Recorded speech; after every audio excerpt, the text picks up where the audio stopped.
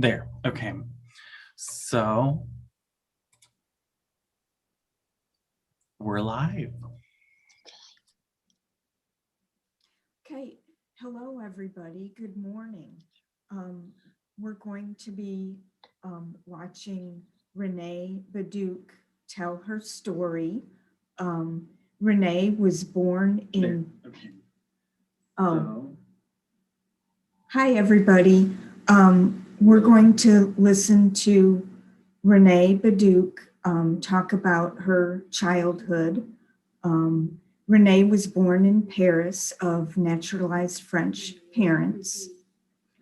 She wants everyone to know that she remembers having a happy childhood with loving parents and we're going to her listen to grandmother living with us. talk about Renee resides in Fort Myers and regularly volunteers with the Holocaust Museum of Southwest Florida to share her story. Everyone to know that she remembers So, a happy childhood with loving parents. this YouTube will be recorded for future viewing. Please type in your questions in chat and we will ask at an appropriate time. Okay, Renee, you're all set. Thank you, Jill. I was born in Paris of French naturalized parents. My father originally came from Poland as a young man, enlisted in the French Foreign Legion and then the French Army, and in 1931, at the age of 24, became a French citizen. My mother was the youngest of six. If I can have the family picture. This is the type of picture that was done in Central Europe in the early 1900s. And there is my mother, the little one in white. I never knew my maternal grandfather because he died young. And how my Aunt Helen managed to bring her mother and all the siblings to France, I have no idea. But she did it, and everybody spoke French without an accent. My grandmother did have a little bit of an accent, but she spoke French fluently. Next, please. How my father and mother, this is the only picture I have of my parents together, their wedding picture. My father was a tailor by profession, and my mother had been a salesgirl. How they met, I don't know. We lived in Paris with my grandmother. Next. There's my grandmother. And I remember a happy childhood, but I was very young. Here I am in my mother's arms with my grandmother in what they called a square in Paris. A square is a little green area for mothers to bring their children. They have them all over the city and no pets. So mothers can bring children and children can play there. This is my Aunt Helen and my Uncle Jacques, my mother's oldest sister. As I said, we lived with my grandmother in a predominantly Jewish area. I was very young, so I don't remember. My aunt and uncle wanted to come to the US because my uncle suffered from a lung disease, not from smoking, but from working in the coal mines of Poland at a young age.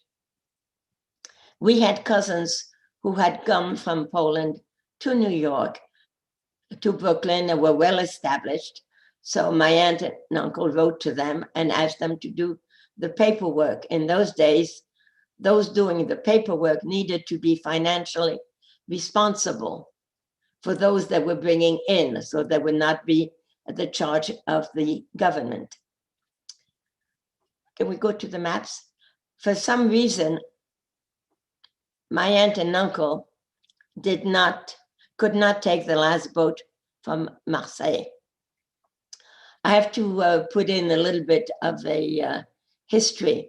After the First World War, the French built a series of fortifications by the French-German border, and it was called the Maginot Line in honor of the Minister of the Army at the time. If you know your history of how the Nazis went first east through Austria, Poland, Czechoslovakia, and then to Russia. And then they decided to come to the west, but they forgot about the Maginot Line, and they went from Holland, Belgium, Luxembourg, and less than 2 weeks in May of 1940, they arrived in Paris. The French government was a little bit shocked, so they called upon the hero of the First World War, Maréchal Pétain. Now, the First World War ended in November 1918, and here we are in May of 1940.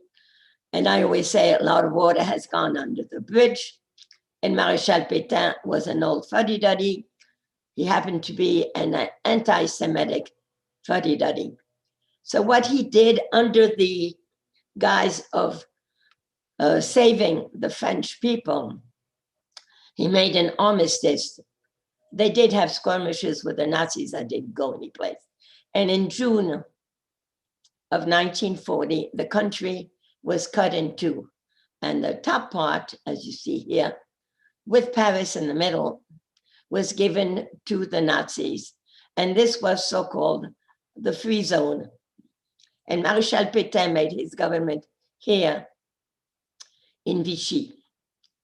This is about the border, but there was no wall, it was just patrolled by young German soldiers. So my aunt and uncle, not being able to take the last boat, and I presume it was sometime in 1941, they probably took a bus and wound up here in Clermont-Ferrand, and then in Estendeuil, about 25, 30 kilometers southeast. They rented a house, and money was scarce, so my uncle did odd jobs. He was very handy with his hands, so he made picture frames and stuff like that for the farmers, because this is a very agricultural area and not a rich agricultural area as some of the other areas here. But they settled in Estendeuil. How they got there, but they were doing fine. My uncle's name was Stockman, and my aunt thought that Stockman, Helen Stockman, did not sound French enough. So she took the name Louise Fuchs. Now, Fuchs is a German name. It's also an Alsatian name. And, you know, in France, the province of Alsace-Lorraine was at times French and at times German because of the wars that they had. So they settled there, and they wanted my parents, still in Paris, to come. I think for some reason, my father was reluctant. And finally they came, and what I remember of that we traveled at night, I think I was about 7.5, not more than 8. I was told not to cry, not to sneeze, not a peep out of me. We were not the only ones, and we traveled at night on ox-drawn carts with other people helped along by the French underground. What I remember also is that I was carried at one time on the shoulders of a young soldier deserting the French army and going to join the French underground. Anyway, we arrived, I don't know how long it took us, but we arrived here in Clermont-Ferrand, and my father set up shop in 2 apartments. One was his, where he had he made his shop as a tailor, and the other we lived next door. My aunt and uncle, being in Estendeuil, still wanted them to come to the country, and for some reason, my parents did not want to. So what they did is send me to the country. Can we have a next picture? The family. And they sent me to Marc and Marceline Chassin, who look here very stern and who already had 6 children. And they were not stern. I became literally, and in all ways, their 7th child. We have the picture of the family there. And that's me. So you see, I can't be much more than 8. And they're the parents behind it. This boy is a neighbor's son who decided to come to the picture. This is Fernande. Arthur was her son by a first marriage. One of the older boys, Henri, was not there because he was already in apprenticeship to become a bread maker and pastry maker. So I really became their 7th child. And it was a farm. So I miss my parents, but I had chores to do on a farm. You have chores to do. I fed the chickens. I fed the rabbits. I had a baby goat to take care of. I learned how to knit woolen socks, 5 needles. And here I'm wearing shoes, but after those shoes wear, then I wore wooden shoes. And we put on 2 pairs of socks, a little bit of straw, and walked 2.5 kilometers to go to school. And that was my life. And as I said, since I became the 7th child, I was not unhappy at all. I knew that I had seen my mother. I remembered seeing her at least once, but I did not remember how she came from Clermont-Ferrand, the 25-30 kilometers to Estendeuil. And it was Henri, when we had a luncheon, when we reconnected, who told me that he remembered seeing my mother come do that distance on her bicycle. As I said, I was not unhappy. I went to school. There I am in school. This is a school, this is a typical country school picture. The school was run by a couple. The wife did the lower grades and the husband did the higher grades. It only went to the certificat d'études, which is about 13 or 14 at the time, which was the first test of knowledge. In normal times, the children would have gone either an apprenticeship to the lycée in a bigger city nearby, the high school, or a trade school. But this was war, so it didn't go beyond the certificat d'études. So there I am. There is my cousin. And as I said, we walked to school. Now it was far to walk. So what the farmers did is pay with food a family in the town, and that's where my cousin stayed later, to feed us lunch so we wouldn't have to walk that far back. If we can go back, no, back, Oop. Back to my aunt. This is my aunt, Hannah. Can we get back to my aunt, Hannah? My cousin, my aunt Hannah with my parents' wedding picture. My aunt Hannah had already lost her husband, had already been taken to Drancy. In Paris, and there's a northern suburb, still exists, called Drancy. And what the Nazis and the French police did is empty a low-rent housing of its inhabitants, put a gate around it, and use that as a holding area before sending the trains onto Auschwitz-Birkenau. My aunt's husband had already been taken, and my grandmother did not come with us on the journey to the south to Clermont-Ferrand. She preferred to stay. She said she was too old. And in the neighborhood, everybody knew her. In those days, there were no supermarkets.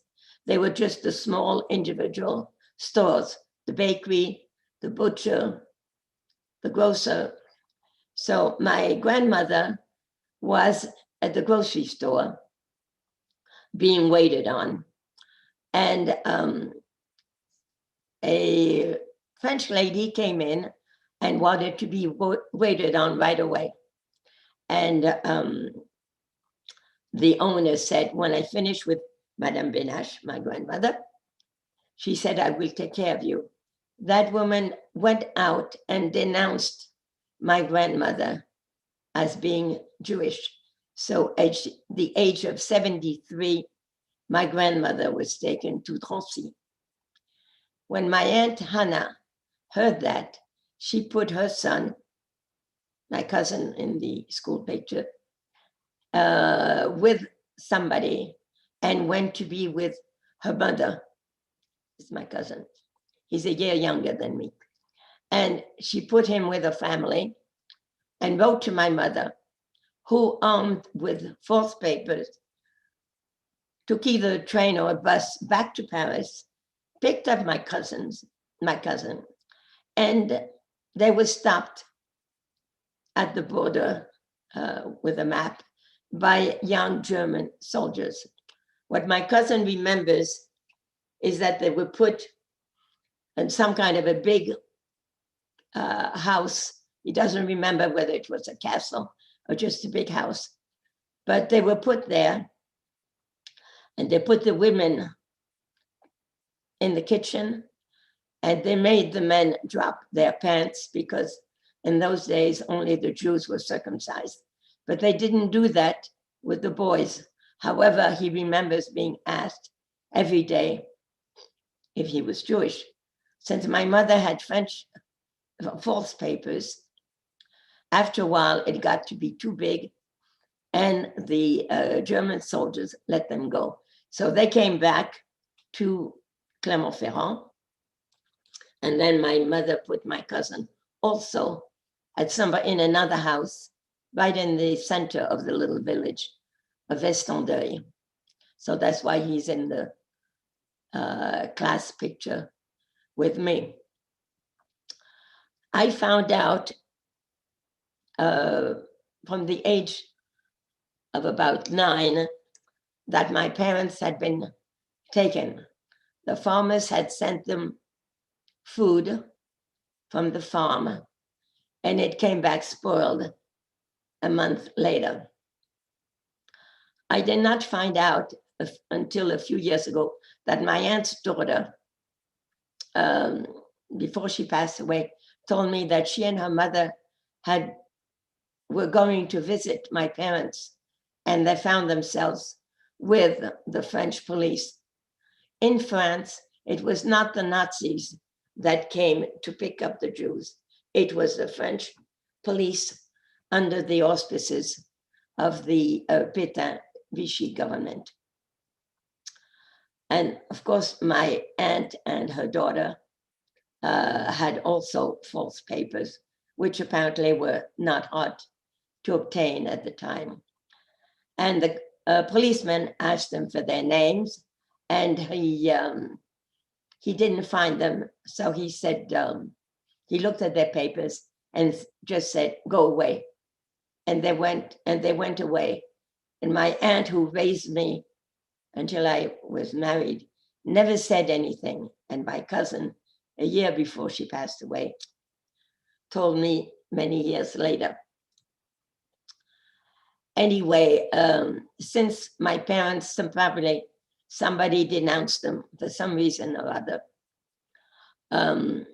At one time when I lived with them, I thought I had seen people come at night, but I was a child. This is the actual Nazi manifest of the transport number 60 from Drancy to Auschwitz. They're my parents' names.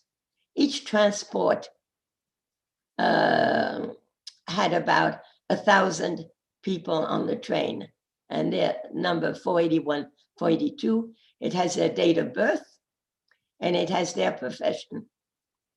It also has what food they were taking from France. They were carrying food, potatoes, chocolate, coffee, sugar, salt. Whatever they could take from France, this was food going back to Germany.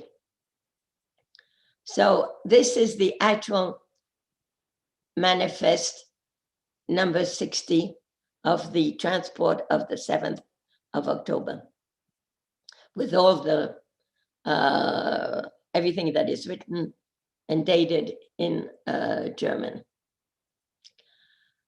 So the next picture, my parents met, they were taking, I don't know what transport, I think it was either bus.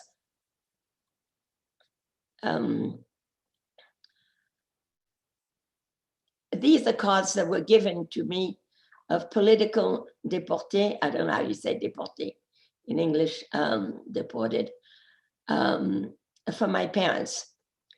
It has my parents' name, and this is for me as the survivor.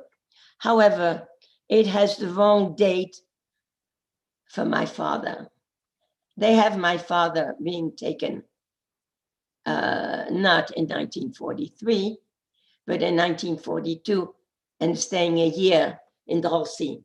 Now that happened very rarely. They did have some exceptions for some reason. Some people stayed longer, but the actual usual stay in Drancy was about 3 to 4 months. And they have it here that my parents were not on the same transport, but you just saw the Nazi papers, and they have my parents together. I never bothered to have this corrected by the French government because I didn't want to go through the bureaucracy, and I figured it didn't do anything for me to have it corrected. I have the actual Nazi papers, and that is it. Next. These are acts of disappearance with also the wrong dates for my father. The next letter, my parents met going to Drancy from Clermont-Ferrand. They met people they knew, and my father knew Jacques Beddouk. The next letter. Yeah. There is another letter, Steve.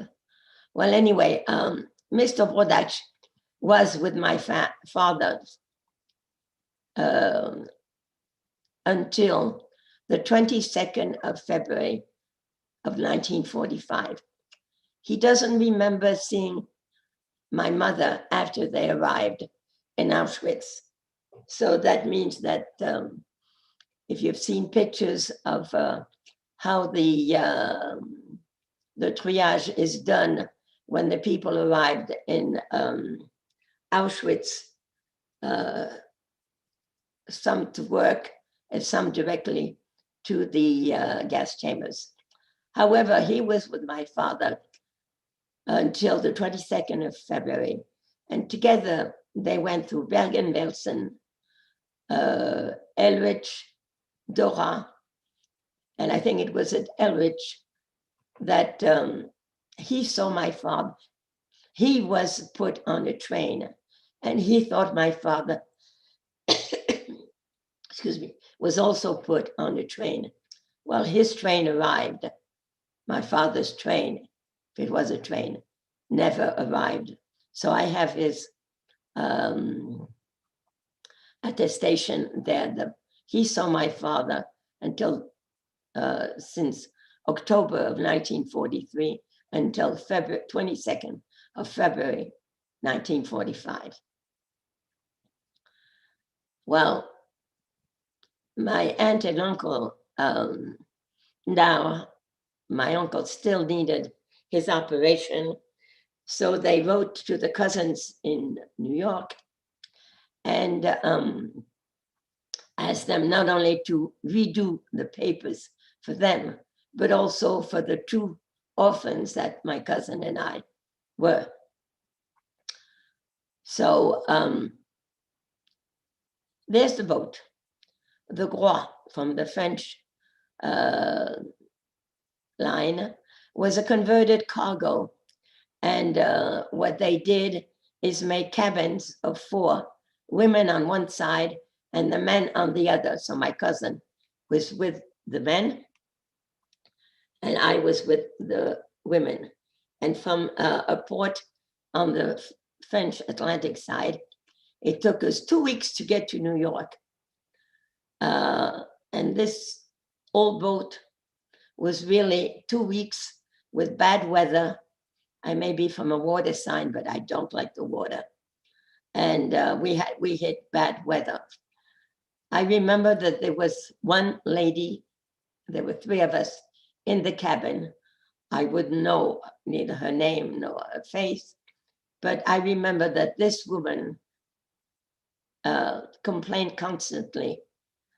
I was 12, I had just turned 12, and I stayed on the farm until this summer of 1945, when my aunt and uncle brought the 2 of us orphans back with her to Paris. And I stayed with another uncle until we left for the US.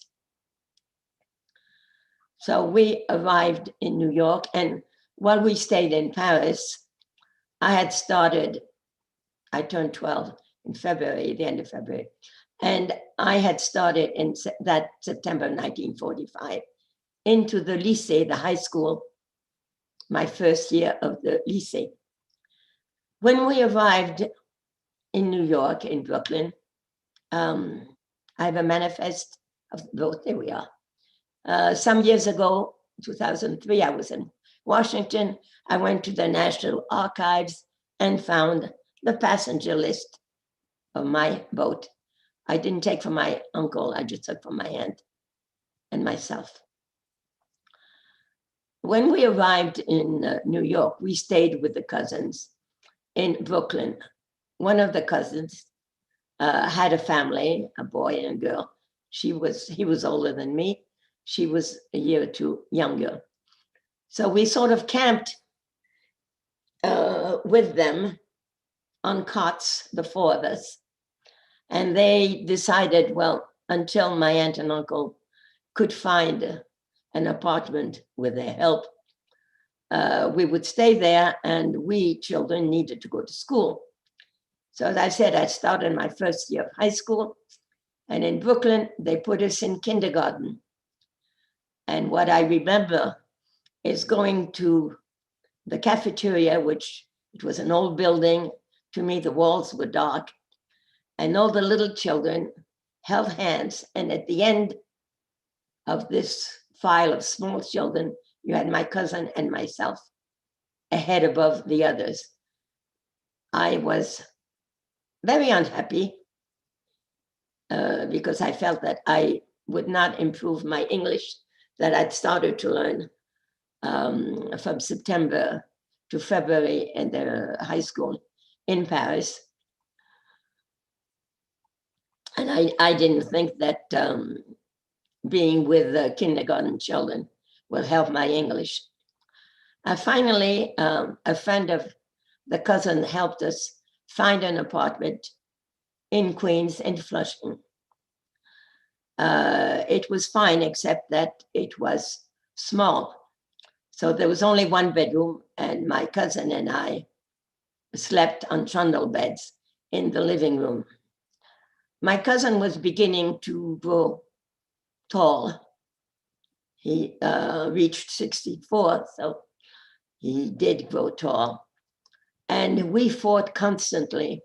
I know brothers and sisters fight, but I kept all my feelings bottled up, and he exteriorized and acted up. And finally, my aunt and uncle, who were not young anymore, they were in their 50s, my aunt decided, okay, he said, I don't want to stay in New York, send me California, send me far. Well, they didn't send him to California, they put him in a home, a Jewish home in St. Louis, where he still lives. But she didn't abandon him. She kept track of him. And he was at time with the family and others in the home. And he did his studies. He finished his high school studies there. And he married and had his family there, still there with 5 children. So, as I said, I stayed with, well, until I got married.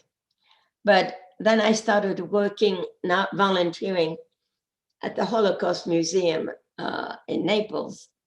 And I saw that somebody from Holland had been hidden in Holland, and he had had that family recognized by Yad Vashem.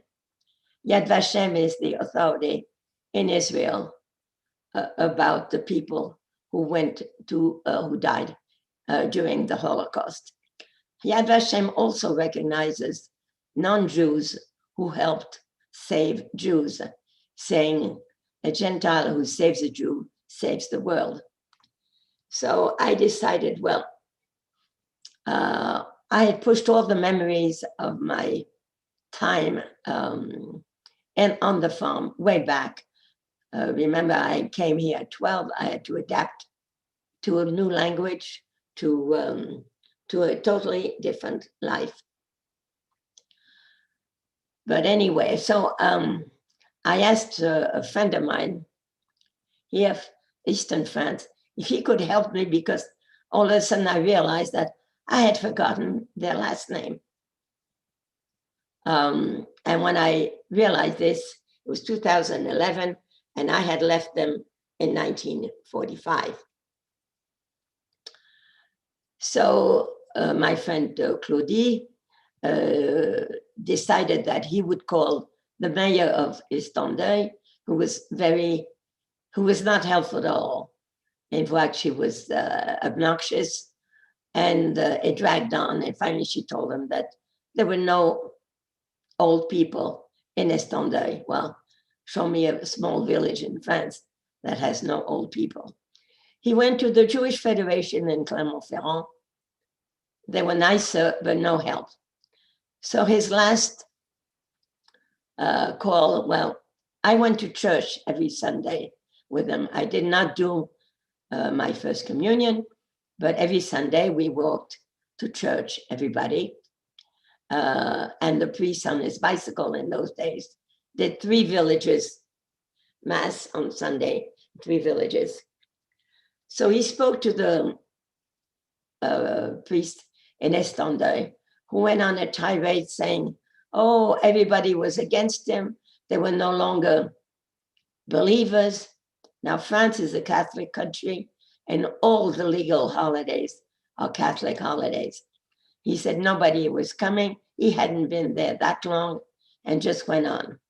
But he did say, leave me your phone number, and if somebody comes, I will let you know. So a week later, he calls them and he says, I found the person for you. He has been the mailman in Estendeuil. There he is. all his life, so he should know. So my friend calls him and tells him my story. So he remembered my name. And he says, I remember, she was a good student. She was cute. She was 9, I was cute. Anyway, but he didn't remember a family that had 6 children. So my friend had to send him the picture of the whole family. And it had to go through his son in Clermont-Ferrand, who had a computer. And then he said, it's the Chassin family. We have the family again, please.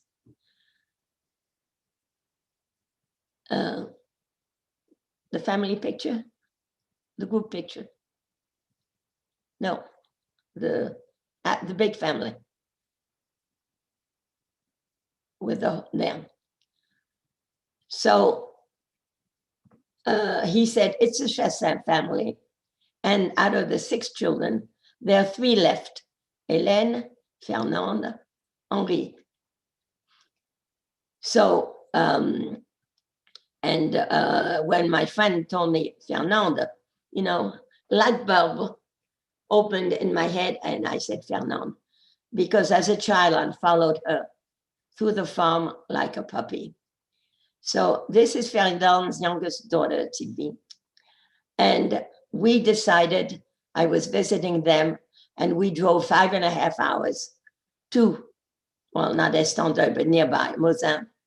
And Sylvie invited members of each of the 6 children for lunch.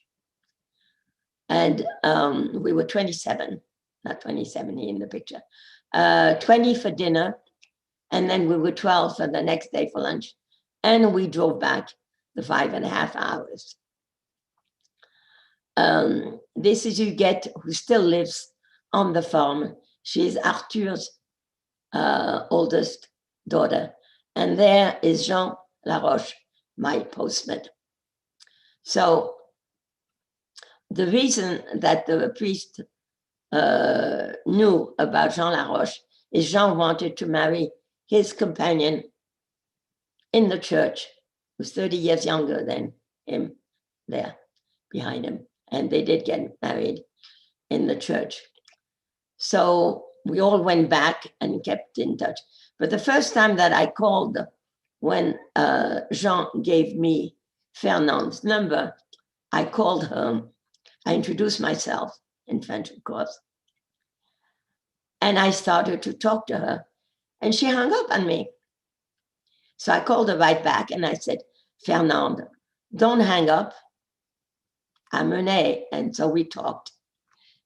And she called her youngest daughter and said, the Americans are after me.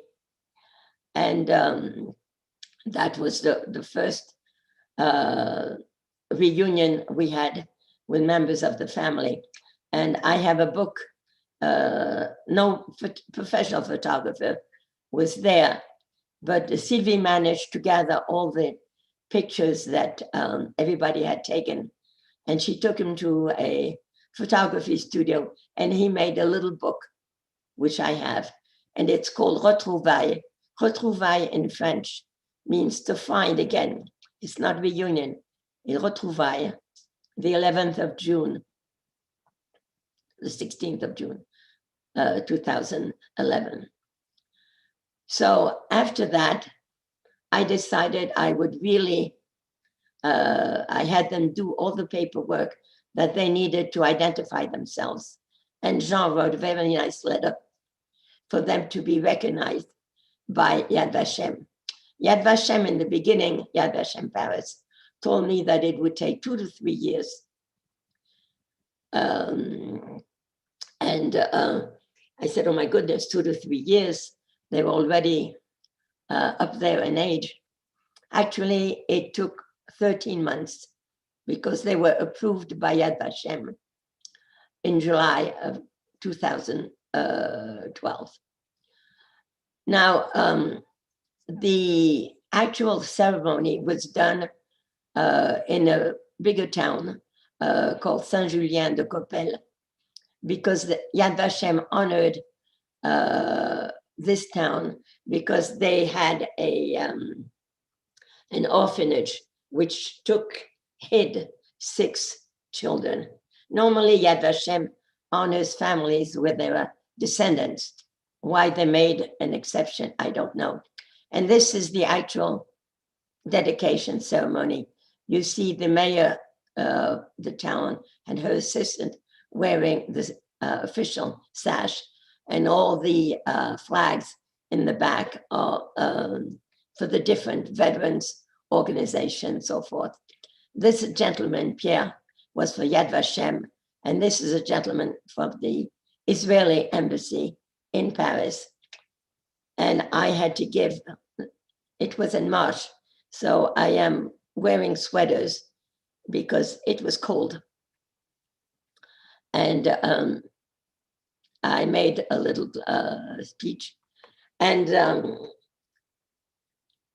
so they were honored at the same time as was this town.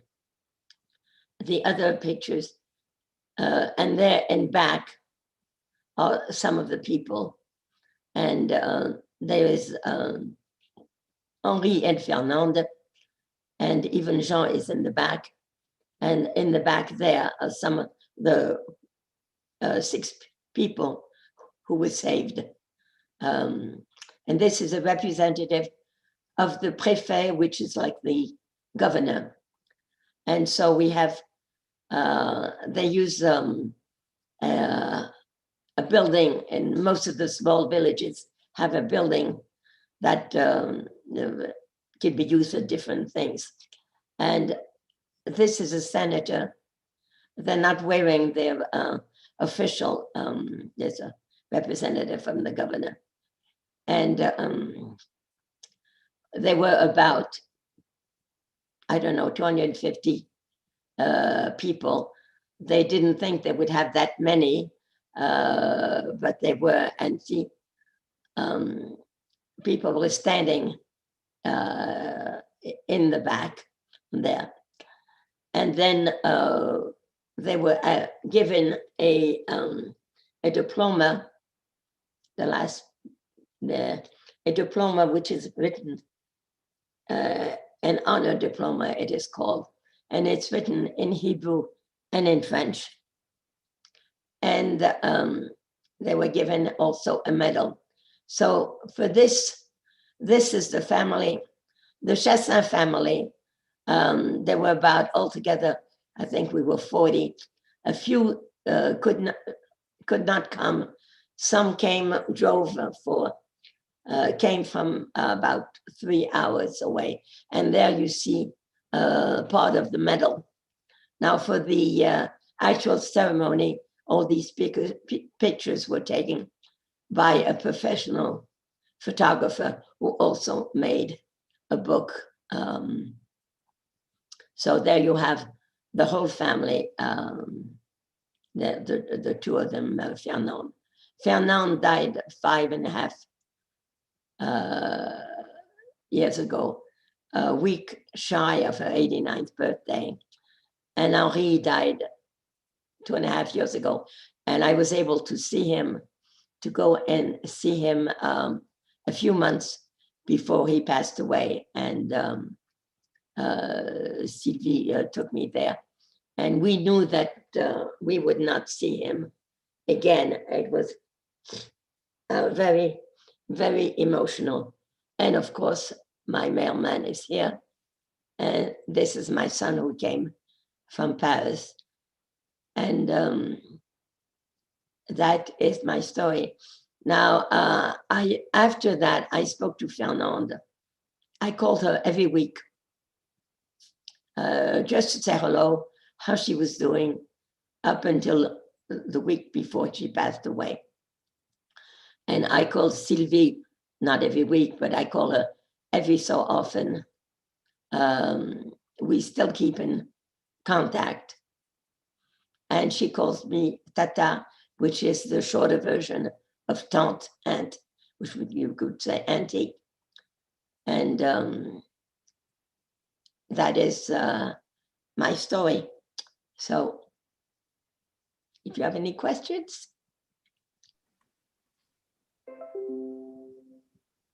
Hey, Renee, there aren't any questions on there if you want to talk further on one of your points.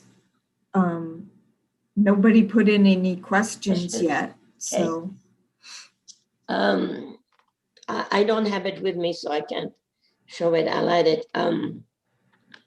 When the prisoners are in Drancy, of course, with the gate, they cannot get out.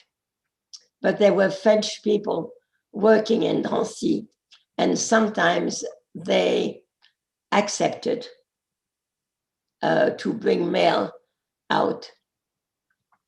And I have the letter, which I can't show it now because I don't have it with me, but my mother sent me a letter from Drancy.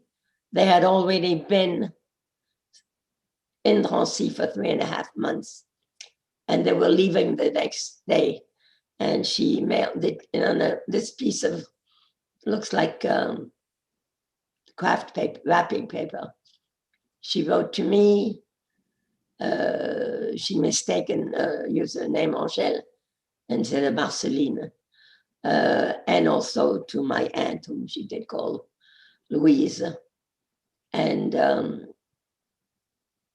she just tells me that they love me, and so they were able to get mail out. Some did. My aunt also got a letter from her husband. I don't know. What I didn't say is that when I came to live in Flushing, we were no longer put in kindergarten. We were put with our age class and given for 3 months a tutor, one for my cousin and one for myself, for 3 months after class. And it was sink or swim. So we had to swim. And I thought that was a much smarter way to do it, because we were put right away in our class. And even if we didn't understand everything, little by little, we did.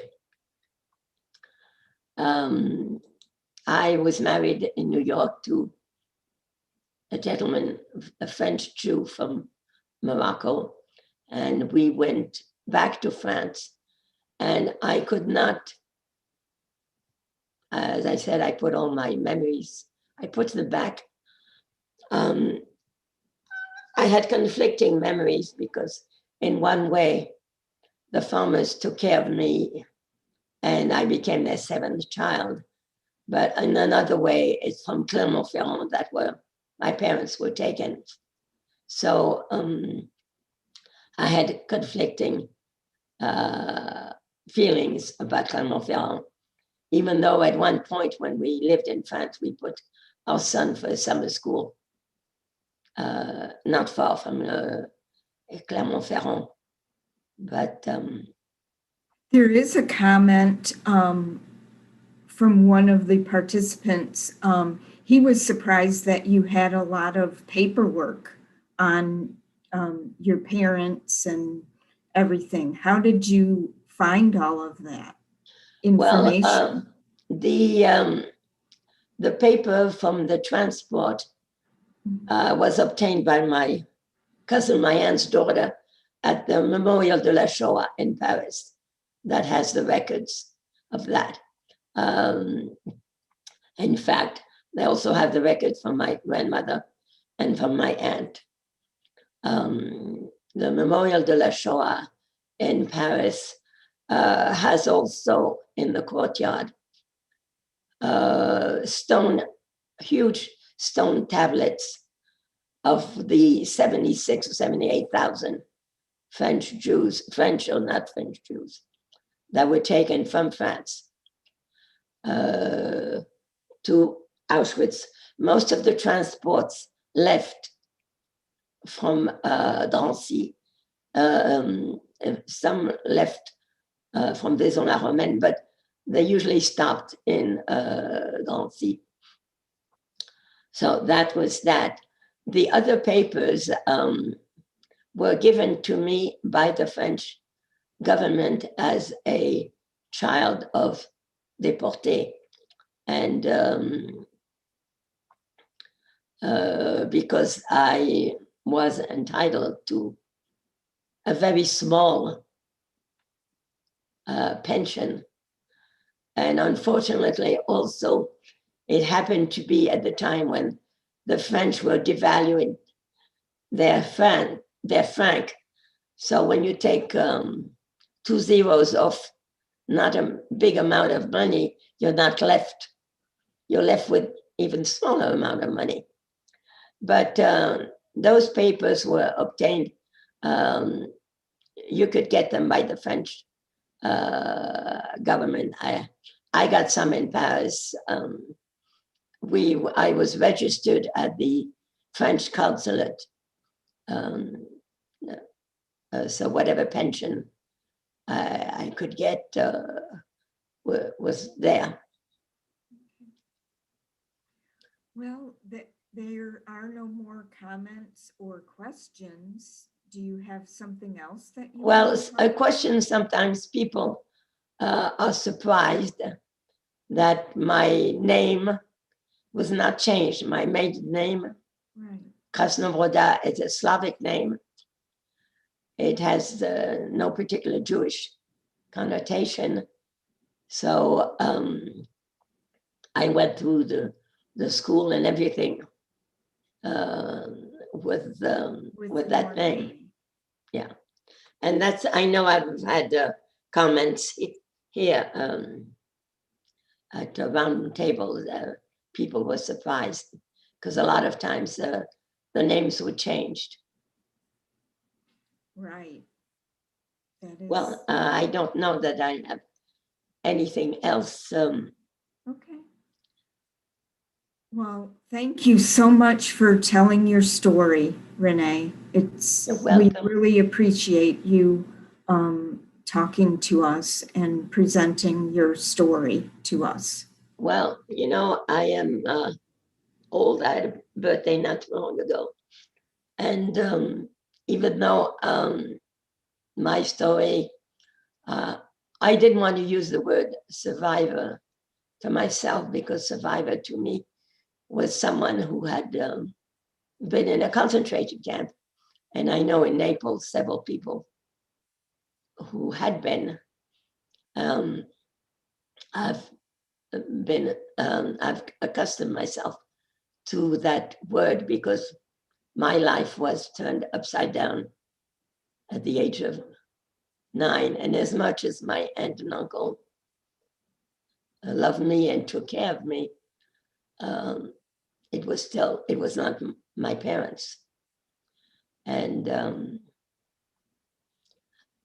you know, that's, but I think that my story, though it may be different from a lot of others, people have to know and realize that this happened.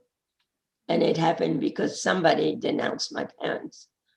Because when the French police came with the list, you know, that was a denunciation. And my grandmother, 73, was a denunciation. After I was married and we went on a belated honeymoon to Paris, I saw the lady who still had her grocery store, who remembered me.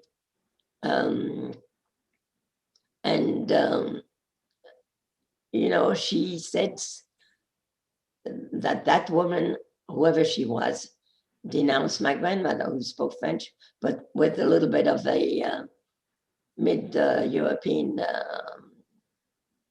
accent. But none of my aunts and uncles, none of them had an accent. So, you know, what there is all this hatred, and there is all this hatred in the world. it's, to me, it's scary. I am not in favor of arms, but that's my own personal thing.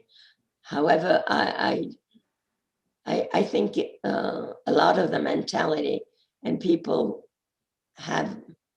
don't have the respect. I used to tell the students, you respect another, he may have different opinions. Maybe the opinions you don't like at all, but you respect his right to say them, and that you don't need to attack him, and he doesn't need to attack you. And I think that we are losing this kind of respect for other people's opinions. Because now every time there is something, you have they point an arm at you, and I think that's that honestly at my age scares me for the future, because I'm old, so my future is, but I think it's scary for young people.